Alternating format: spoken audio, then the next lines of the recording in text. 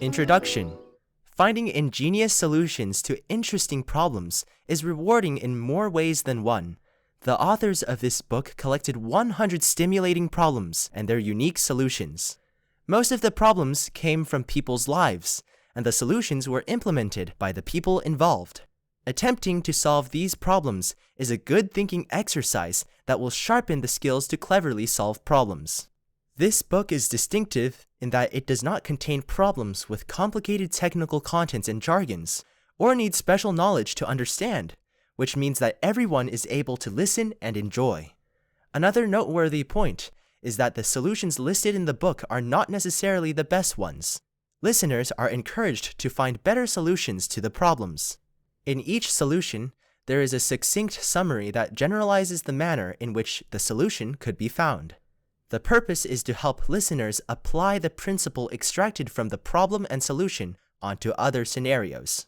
There is a 5-second intermission between each question and solution, so listeners have a moment to pause and think about the solutions before being enlightened by the provided solutions.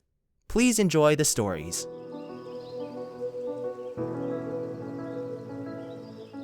Story 52.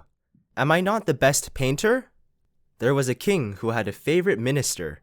Besides managing the country, the two also shared a fondness for painting pictures. They were known as the best painters in their era. However, in all fairness, the minister's painting talent was superior to that of the king. For this reason, the king was a bit jealous of his minister and wanted to know what the minister thought about his artistic abilities.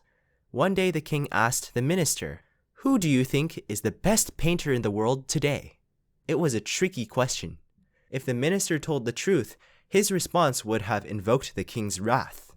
If he lied to flatter the king with an obsequious compliment, it would make him look down on himself, and that was the last thing he wanted to do. How could the minister answer the king's question honestly without upsetting him? The minister realized that it was not necessary to assume there was only one best painter, so he came up with a wise answer.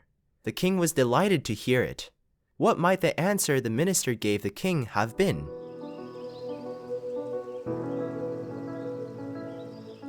After contemplating for a moment, the minister found a perfect answer. He told the king, "You are the best painter among all kings, and I am the best painter among all ministers." The king was pleased to hear this clever reply, and the minister remained truthful to what he said. Almost any category can be divided into subcategories.